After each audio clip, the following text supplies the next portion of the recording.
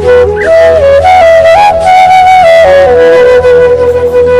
topic for the assembly is Swami Vivekananda Jayanti.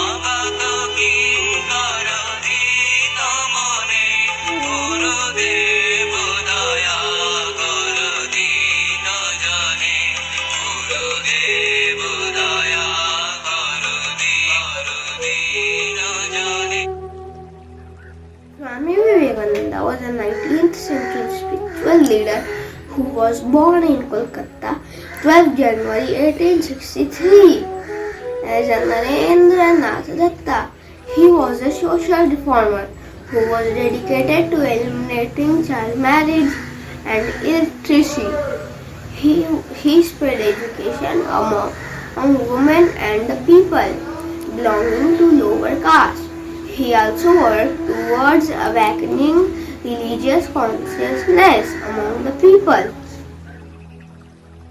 Arise, awake.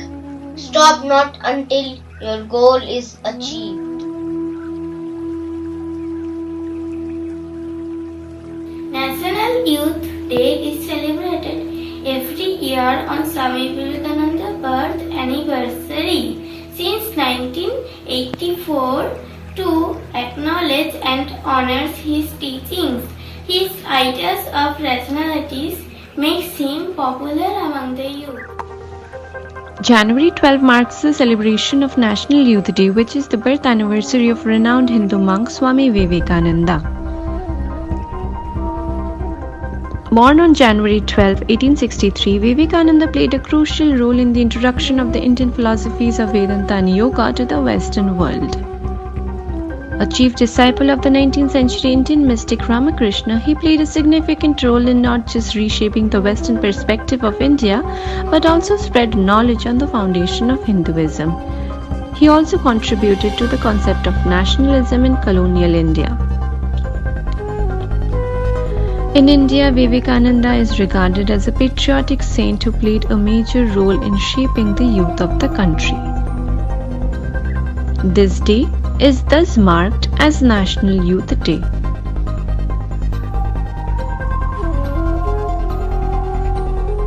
When is Swami Vivekananda Jayanti celebrated?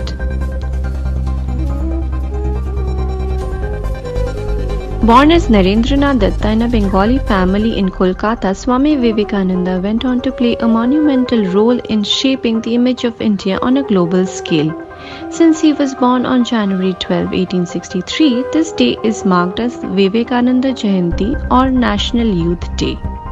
Significance of Swami Vivekananda Jayanti.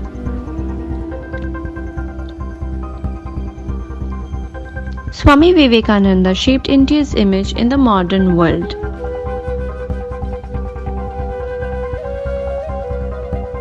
Swami Vivekananda Jayanti stands as a reminder of our core values, what India and Indians have evolved from, and the potential that our ancestors upheld up to. Vivekananda Jayanti or National Youth Day is a day to remember the great contributions of Swami Vivekananda and applauding his role in not just saving Hinduism from the plight and suffering, but putting India in the global map. How is Swami Vivekananda Jayanti celebrated? Vivekananda Jayanti celebrations include everything from special programs, plays and conferences in schools, colleges and government institutions to discussions and debates on the core teachings of Swami Vivekananda.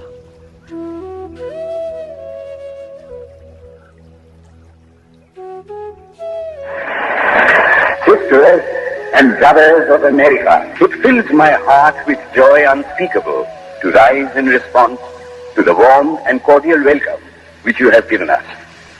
I thank you in the name of the most ancient order of monks in the world. I thank you in the name of the mother of religions. And I thank you in the name of the millions and millions of Hindu people of all classes and sects. My thanks also to some of the speakers on this platform who, referring to the delegates from the Orient, have told you that these men from far-off nations may well claim the honor of bearing to different lands the idea of toleration. I am proud to belong to a religion which has taught the world both tolerance and universal acceptance. We believe not only in universal toleration, but we accept all religions as true. I am proud to belong to a nation which has sheltered the persecuted and the refugees of all religions and all nations of the earth. I am proud to tell you that we have gathered in our bosom the purest remnant of the Israelites who came to southern India and took refuge with us in the very year in which their holy temple was shattered to pieces by Roman tyranny. I am proud to belong to the religion which has sheltered and is still fostering the remnant of the grand Zoroastrian nation. I will quote to you, brethren, a few lines from a hymn which I remember to have repeated from my earliest boyhood, which is every day repeated by millions of human beings.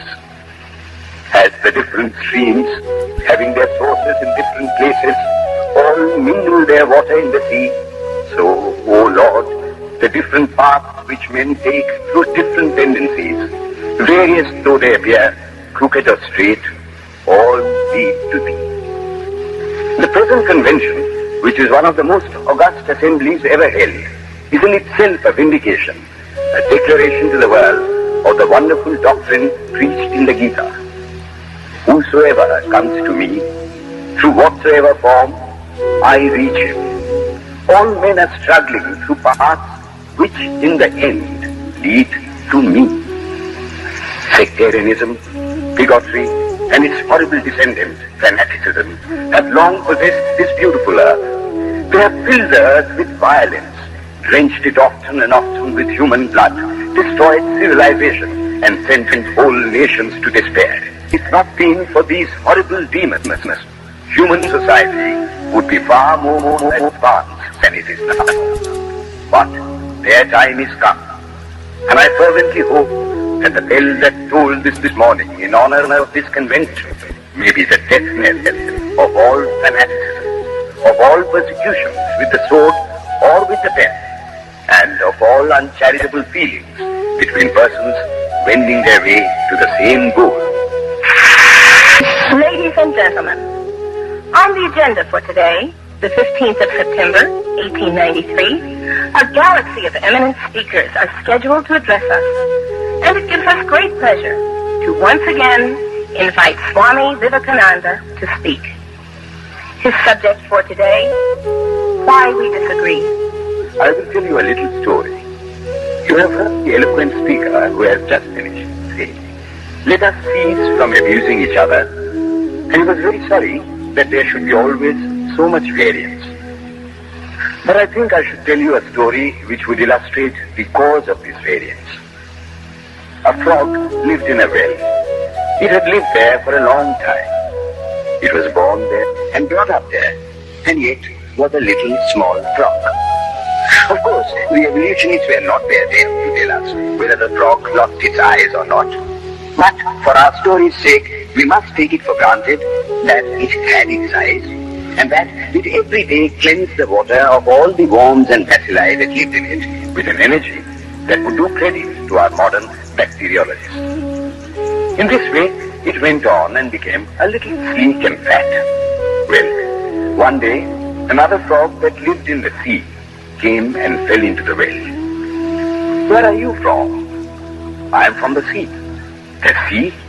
How big is that? Is it as big as my well?" And he took a leap from one side of the well to the other. "My friend," said the frog of the sea, "how do you compare the sea with your little well?" Then the frog took another leap and asked, "Is your sea so big?" "What nonsense you speak, to compare the sea with your well."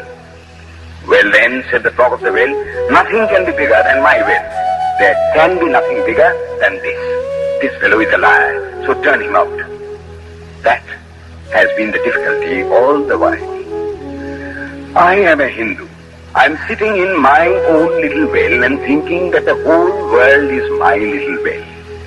The Christian sits in his little well and thinks the whole world is his well. The Mohammedan sits in his little well and thinks that is the whole world. I have to thank you of America for the great attempt you are making to break down the barriers of this little world of ours, and hope that in the future the Lord will help you to accomplish your purpose.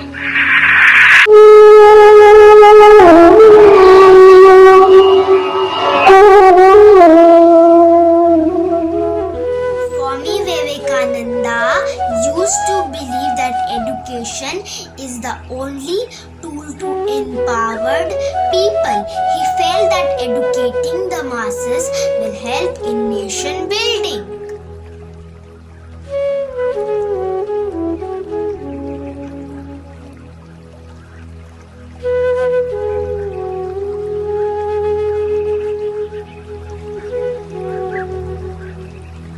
Hello everyone, I am Prathama Pradhan, the Public Relations Director of the Interact Club of Pailan World School. Today, I will be sharing some famous quotes of Swami Vivekananda.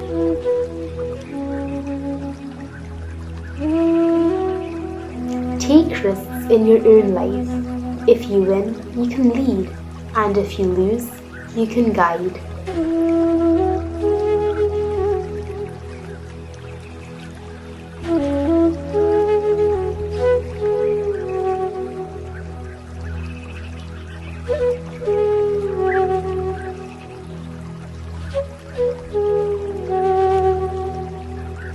If you think yourself strong, strong you will be.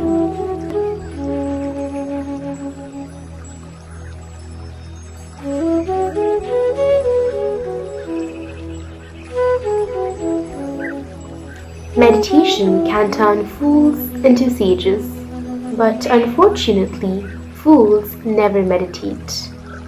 If you think yourself